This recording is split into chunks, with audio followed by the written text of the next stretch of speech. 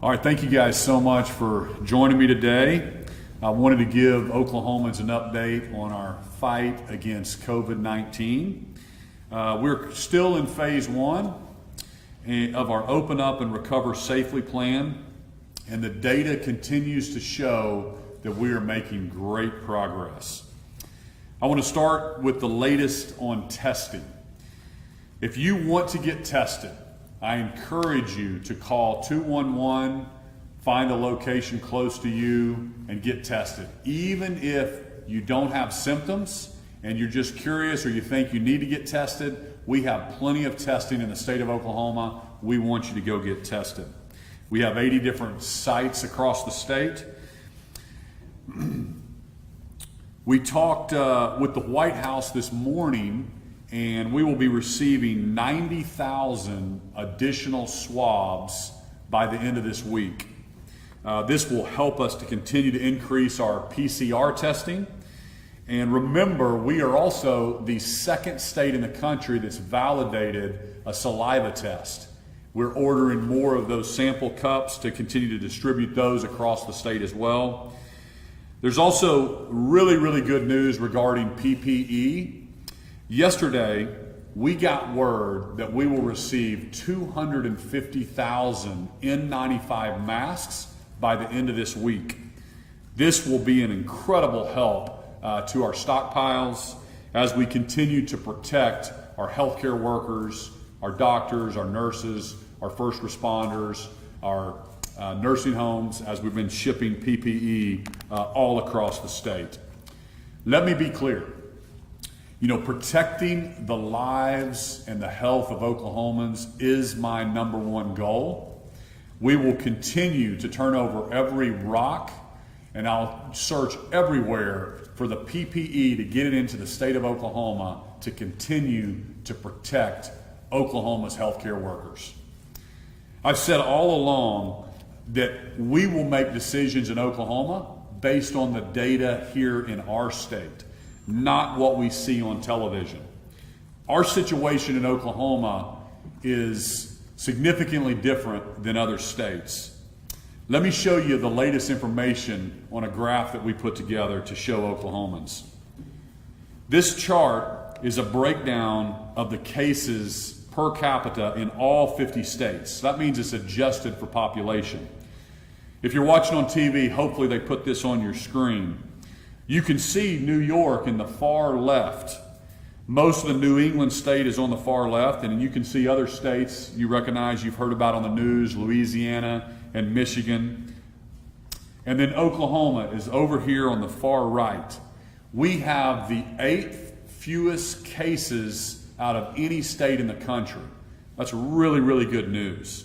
When you adjust for population, for example, New York has 16 times as many cases as Oklahomans.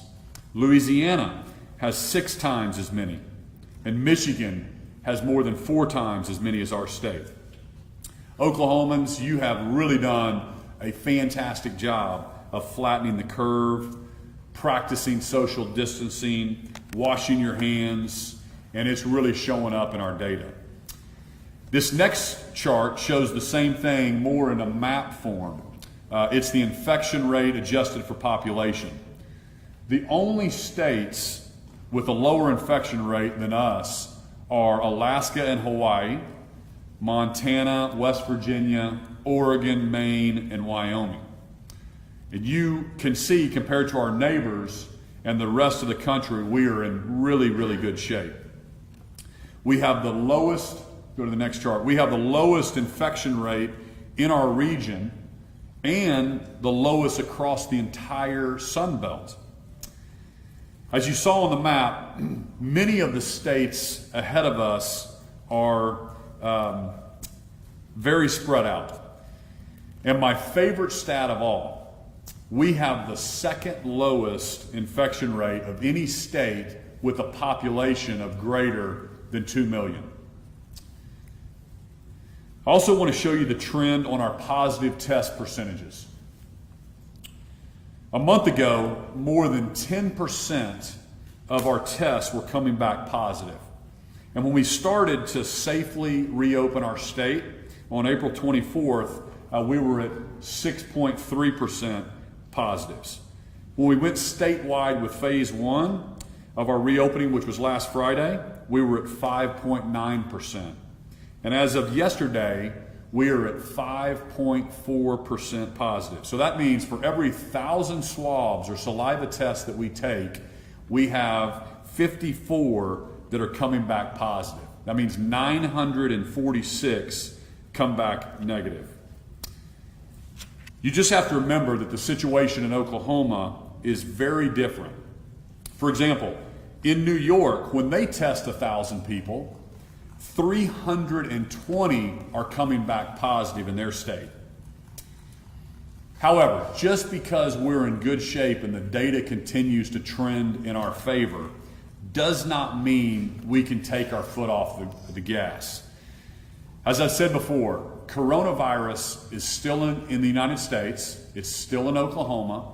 We have to remain social distance. We have to continue to practice social distancing, wash our hands, and be safe, allow our vulnerable population to work from home, etc.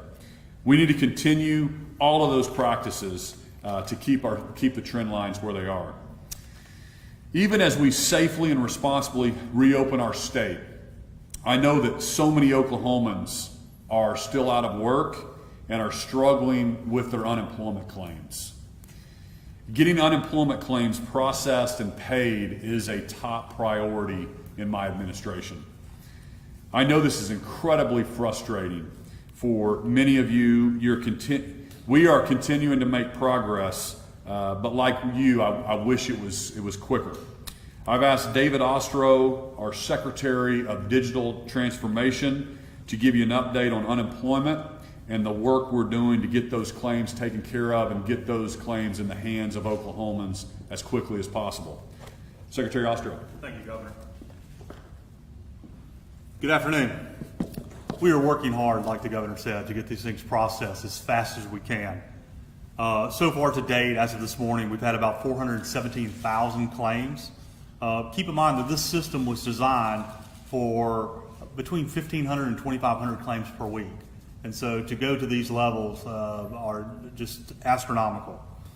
So far, we've distributed $432 million of benefits since March 15th. Again, I just want to stress $432 million in benefits. In addition to that, we've paid over 8,000 claims for the PUA, which is the Pandemic Unemployment Assistance, which is for the 1099 employee. We continue to ramp that process up. The PUA process didn't exist. We got the guidance from the Department of Labor on a Friday, and the team over the weekend stood up the information and started collecting it as fast as Sunday, the following Sunday. And so the team is working day and night to process these things. Like in any type of natural disaster, any type of incident, we have people that are gaming us. We have some fraud. We've identified about 6,700 claims that we deemed as fraud. We're working with the OSBI and the FBI to further identify. We're looking at another large batch of suspicious transactions that we are also working with law enforcement to reduce. And we have frozen some of these claims that we deem as problematic. We want the public. I hear every day from folks that say, "Hey, I've been notified of a false claim, or I've had a claim notified against me."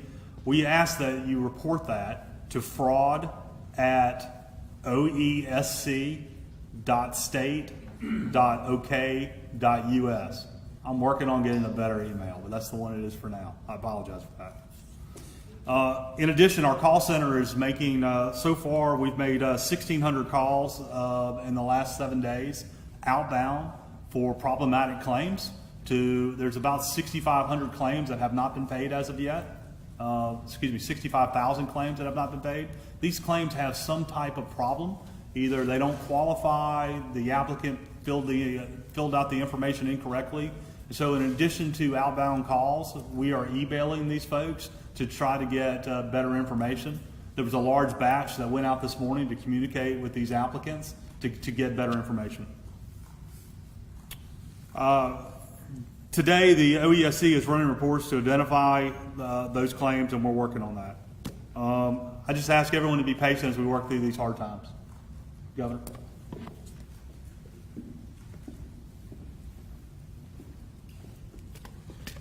Thank you, Secretary Ostro.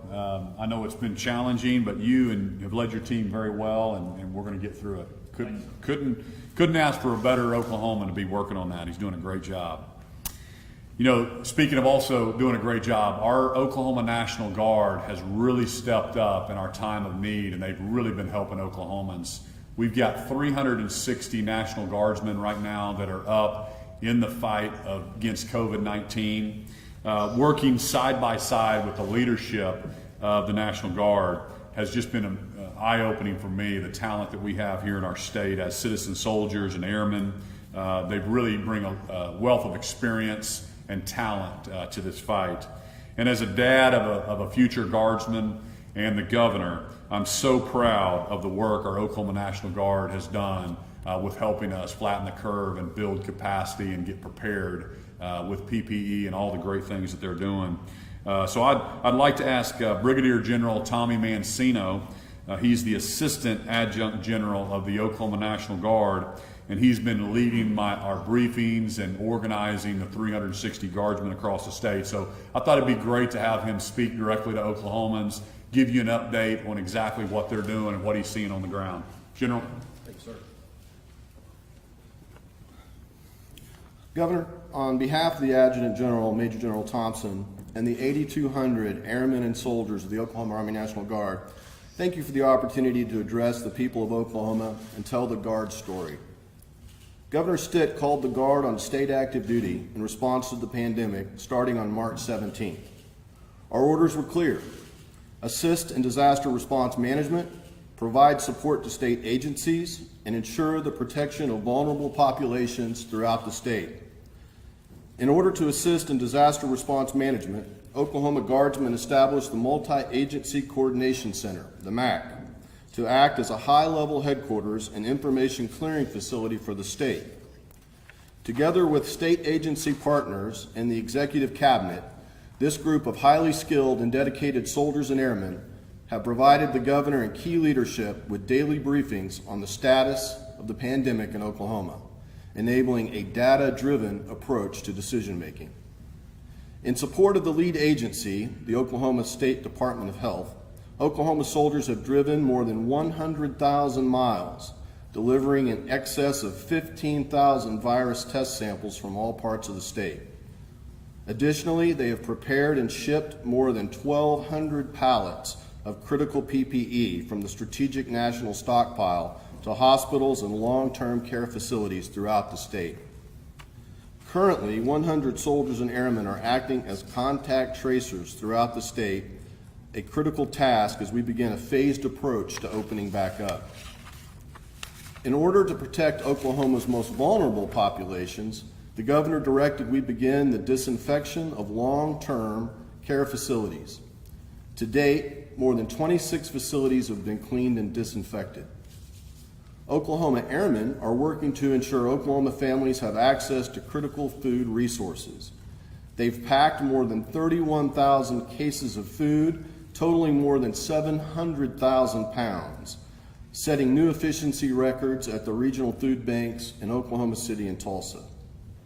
As the governor has repeatedly warned, this virus is not going away completely. Our motto in the National Guard is always ready, always there. I'd just like to close by ensuring all Oklahomans know that their National Guard remains vigilant, ready for whatever may come, and we will always be there for them. Thank you, and I'd be glad to answer any questions at the appropriate time.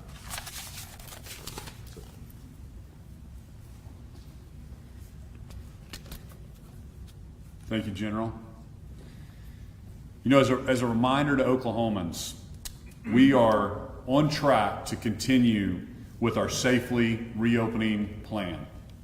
We will continue to make decisions based on the data in Oklahoma, but we're on track to begin phase 2 starting May 15th, next Friday. But like I said back in April, the better we do with social distancing, the quicker we would get back to normal, and that remains true today. The better we do of social distancing, washing our hands, taking precautions, the quicker we can move to phase 2 and then phase 3. We always reserve the right to back up, to extend into these phases if we see the data changing, if we see any of those early indicators showing positive test increases or hospitalizations starting to peak. As a reminder, my safer at home order is still in effect for the most vulnerable population, our elderly population, through May 15th. Still important that they stay safe at home. Oklahomans, we are making great progress. The data in our state continues to look good. Thank the Lord for that. Continue with the social distancing, and we are going to get through this. So God bless you. God bless the great state of Oklahoma. We'll open it up to a few questions. Governor, can I ask, I have one for you, Governor, if that's okay for you, and Sure. one for the Secretary. For you, Governor, you just kind of spoke to this a little bit, said we're on track for next Friday. Are you concerned at all that we could see an increase once we get 2 weeks from your reopening, and we start to see the data from those days start to come? I mean, there's always a fear, of course, that we could have a resurgence in the fall. There's always a fear. That's why we're taking this slow. That's why we're moving these phases out 14 days apart. That's why we look at data every single day. So we see those early indicators. We see the testing that's coming through, the positive tests. That's why I'm amping up our testing. My goal is to have 90,000 new tests done by the end of May.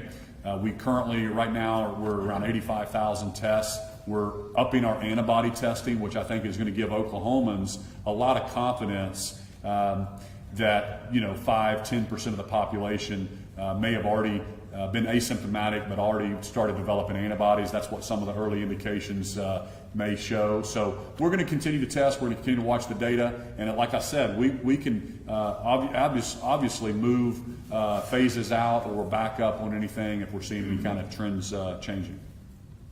Along the lines of testing, where to go, if you don't mind, since you were talking about it. Last week we talked about Blue Cross Blue Shield of testing. Are all 9 of those sites up and running now?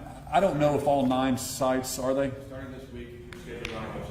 Okay, starting this week, all 9 of the mobile sites will be up. That'll be in addition to our 80 mobile sites we already have up. We've never taken those down. But we wanted to take these mobile sites into some populations where maybe transportation was a problem to get testing in other, other areas of the cities that may have trouble getting to our sites. So that was the purpose of those. So I think you had a question for Secretary Ostro. Yeah, sorry, I didn't want to do sooner. I just, Mr. Secretary, wanted some clarity. When you're talking about claims, are you talking about all claims, or are you talking about just pandemic, unemployment-assisted claims? And just for clarity, how many P2A claims have you all gotten, and how many have you paid? We have about 18,000 in the system, and we've paid about 8,000 of those currently. We're working with our outbound calls to get most of those processed in the next couple of days. Keep in mind, it's new technology, which was very easy to build, but marrying that with the old technology to be able to process it was a technology lift. But it's complete. Governor, you were talking about looking at data, and I think that one of the areas that you were talking about looking at data, and I think one of the areas that a lot of people think is interesting data-wise is the situation in Texas County and the Panhandle, right? I think the numbers show that they've had 270-some total cases, about 164 current cases, and I think if you take that, extrapolate that out, that equals roughly 820 per 100,000 people. I think the state's number overall is 105 per 100,000 people, and the national average is about 375 per 100,000 people. So that situation kind of in Texas County seems pretty intense. What can you tell us about that? Are there any extra steps being taken? What are you hearing from people out there? Sure. And I brought our Secretary of Agriculture, Blaine Arthur, to actually address that. I want Oklahomans to know exactly what's going on. That is a hot spot up there in Texas County, which is in the Panhandle in a processing plant. And Secretary Arthur, why don't you come up and kind of give us an update on what you're doing, working with that company and what we're doing to test. Thank you, Governor. Good afternoon.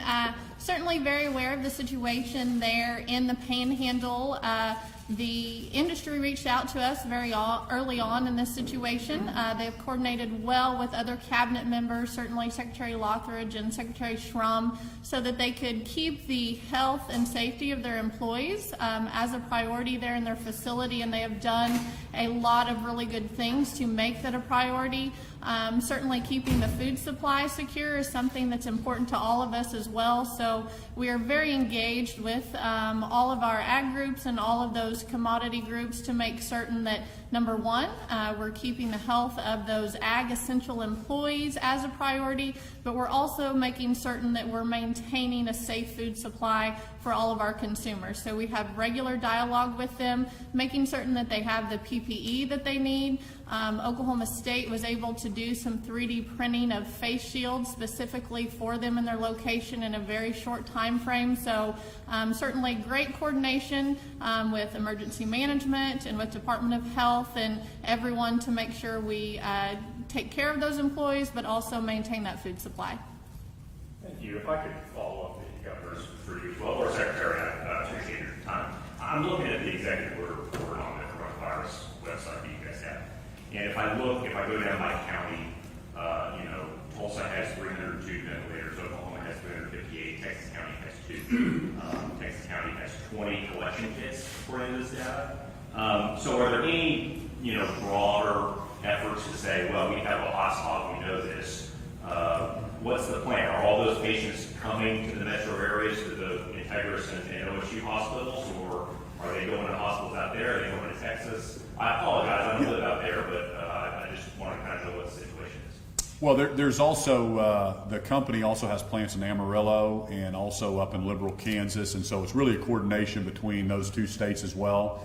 But across the state of Oklahoma, we have 230 people hospitalized for COVID. So even though those numbers, you have positive test cases of 239, I believe, in that county, it doesn't mean that all those folks are in the hospital. So I'd have to get specific numbers, whether they went to Amarillo. Amarillo is a little closer than even Oklahoma City for that care. And so I'm not sure where or if any of those folks are in the hospital. But I know we've sent health department folks out there to do tracing. We've also set up with Panhandle State to do housing for those positive patients or for the workers. I think the company is still deciding whether they want to put the positive patients in the housing there at Panhandle State or their actual workers because they're trying to keep that food supply, keep the processing plant open as safely as possible. It is open today. It is open today. Do you have a concern about that? I mean, obviously, need food supply to be strong, but if they're, I think 100 and some of the plant employees tested positive. Is there a concern, a thought about let's shut this down for a week or two, or what? Well, I can let Secretary Arthur. With Secretary Arthur, go ahead and answer. Yeah, sorry. Thank you, Governor. My understanding is right now 151 of the 2,700 employees have tested positive. We've certainly been talking to other states. I know you all in the media know what goes on in other states, and we've seen processing challenges across the United States and how they've dealt with that situation. I've actually had the good fortune to chair a national committee with 16 other states that maintain all of the processing capacity here in the U.S. So we're looking at those best practices that we're seeing utilized in other states. It certainly provides challenges when we close down the facility because it is a just-in-time food supply. And so we're feeding, certainly in the pork industry, but also in the poultry industry, we're feeding animals to be just in time for consumption by consumers. And so stopping the chain of those animals is very challenging and has some unique dynamics to it. So we're trying to, again, always keep the health and safety of those employees as a priority, but also acknowledge that just-in-time food supply and looking at those best practices that we're seeing utilized in other states and solutions that they have come up with and collaborating with our partners in other states so that we can follow the CDC and OSHA guidance for those folks, but also maintain that food supply. Thank you, Secretary. Thank you.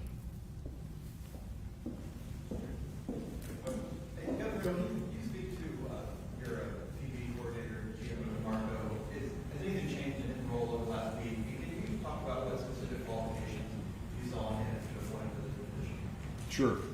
So when I look to hire anybody for executive director positions or the cabinet positions, we're just looking for the most talented Oklahomans, have a lot of business experience, because running these state agencies is a lot of business acumen to run big, large state agencies. And so Gino DeMarco was a business person in the private sector, worked with an Oklahoma City guy named Jerry Winchester. They were in the oil and gas industry. We brought them out of retirement. They're running tourism, which is a $80 million state agency with hundreds and hundreds and hundreds of state employees. And so that's been my playbook. As a business person, I'm trying to bring the most talented people to every single state agency, because these are big CEO roles, and so have tremendous confidence in Gino. And so when the COVID crisis came about, PPE was critical to protecting Oklahomans. I needed it for our first responders, for our doctors, for our nurses, for our hospitals, for our nursing homes. And so that's when I wanted to put a czar in place that I knew would turn over every rock, turn over every stone, would scour the country and the world for this much needed equipment to keep Oklahomans safe. And so, that's what he did, because when you think about the supply chain disruption right now, every single state is fighting for this PPE. Every country is fighting for this PPE. And I think the bigger question it really starts making us ask ourselves as Americans is, a lot of this stuff was made overseas, was made in China, and now we're all fighting the same bureaucracy to get that here. And I needed people that I could trust that would get on the phone, and I knew just had a bulldog work ethic, and that was Gino DeMarco. Governor, I'm gonna follow up on that question there. In the Emergency Preparedness and Response Service, the Oklahoma State Department of Health was set up and handled H1N1 in 2009, Ebola outbreak in 2014, Zika in 2017. They are a group that regularly, just as close as last fall, they got together and gained how the state would respond supply-wise to a pandemic. So we ended up with one.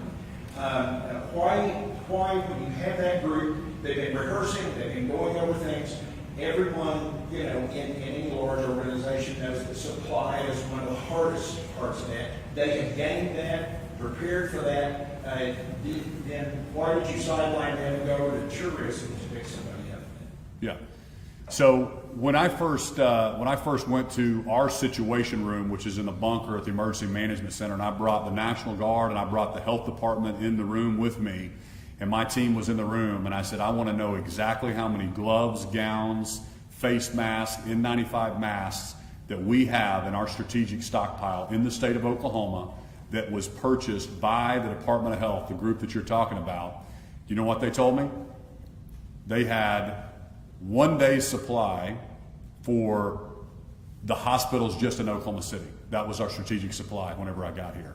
That was not satisfactory to me, and Oklahomans wanted me to protect the health and lives, and so I went a different direction, and I think we've done a really, really good job of getting that supplies out. We've shipped to all 308 nursing homes, and so I don't know exactly what you mean by your question, but it's easy to play Monday morning quarterback. We could have done this or could have done that, but I have total confidence in the guys that I've got out there looking and the folks that we have working to get our PPE in the state of Oklahoma. You talked about the 150,000 in 95s coming right now. Can you just tell us where those are coming from? Yeah, I believe those are. I don't know exactly what state. Is that what you mean, or what? Just who they're coming from. Is there a group getting them? Can we buy them? Yeah, those are coming from FEMA. Those are coming from FEMA. Governor, I've got a non-COVID related question if we move past. The legislature tomorrow expected to pass fiscal year 2021 budget. What are your thoughts on the budget and plans to do so? So my team's still looking at the budget. We haven't got all the details from it. We were made aware of the budget when the news media was on Monday. We've got some questions that we're looking into. There's a couple things that we're trying to get more information on. the Department of Public Safety was cut 9%. The Attorney General's office got a 12% increase. So we just have some questions on why they cut certain agencies, why they gave certain agencies increases. But my team's looking through it.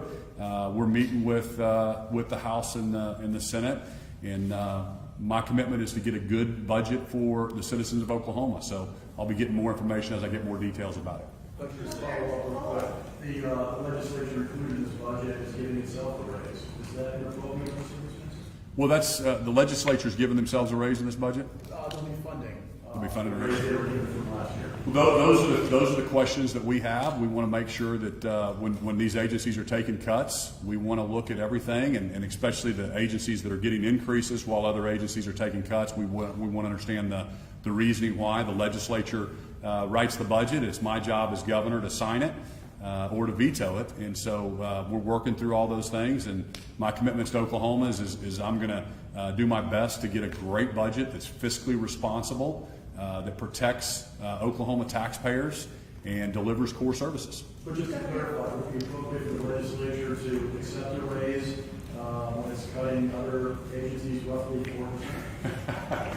So I'll have to look into the raise there and get back with you on it once I understand what the raise is and how they funded it. Governor, a little bit more specifically on the state budget. I mean, while you're still reviewing the state budget, the lawmakers are over there trying to shore up veto-proof margins should you veto any part of the budget. Are you concerned that, in getting this budget late and now still reviewing it, that you might not really have any sort of say in it? It's a crazy system we have, isn't it? So, yeah, sure. I mean, that's the legislature. That's the balance of power that we have in this system. I'm the executive branch. They're the legislature. They write the budget. If I don't think it's a good deal for Oklahoma, then I will veto it, and I will explain directly to Oklahomans what my problems are with this budget, and then they have the right to override that, and then they would own that, and they would have to answer to Oklahomans just like I have to. So. Again, this is all going to play out over the next few days. We need to really digest it. I just got that budget. My team is still going through it, and we'll have a press conference on that when we kind of get some more details on that budget. You may have the same answer on this topic, but Aaron alluded to the Legislative Compensation Board, actually, which sets lawmaker pay. Similarly, the Judicial Compensation Board sets judicial pay and makes recommendations. The legislature in either of those instances can do nothing and have those pay increases take effect, or they can act and say, no, we don't want to do that, or limit it, et cetera, et cetera. The Judicial Compensation Board recommended 9.2% raises. The legislature did some negotiations and settled on 4.5%. At the same time, the judicial raises are tied to the district attorney's salaries. Meanwhile, the DA council would take a 4% cut. Have you looked into this issue at all? I'm sure you don't want to make the Supreme Court mad as governor, but what are your thoughts about the idea of judicial pay raises right now? Yeah, you really got in the weeds there on that one. That's where I live. I know you do, Trey. Yeah. Again, we're going through the budget. I'm not going to make any specific comments on whether legislators should get raises or the judicial should get raises. We're going to review all that. I'm working with the House, the Senate. We still have some policy items that we're trying to get across the finish line, and again, my main goal always is to be fiscally responsible, to deliver core services. There's a lot of things we can do with digital transformation that we're really excited about. Because really this world has changed. This is a little bit of a watershed moment with COVID when we've got 33,000 Oklahomans working from home. We have all of our students out of school that are working digitally. So we have to beef up the rural broadband for our education system. And so there's some challenges, but there's also some opportunities that we can deliver core services more efficiently. And so the oil and gas is also a huge part of our budget, and with as we all know that the prices being down, even when we get COVID back, we get COVID in our rearview mirror and we get our economy back, we're still concerned about the budget, the revenue for 2022, which sounds like a long time away, it's 9 months away. We'll be back in here with the Board of Equalization meeting, declaring the amount of revenue that we have for the 22 budget. So that's 9 months away. It's not 2 years away. And so those are all the things that I'm concerned about, and I want to get a good deal for Oklahomans. That's why I'm standing up here as your governor. Thanks, everybody. Governor, Thank you. if you don't mind. Yeah. If we look at the budget, the legislature is pointing out under control of roughly $800 million federal dollars. How do you plan on spending that? You're saying that you give me no direction. Yeah, no, we've got, that's the CARES Act from the federal government. We have a lot of federal policy guidelines that we have to administer that. So it can only be used for reimbursing state agencies for COVID-related expenses.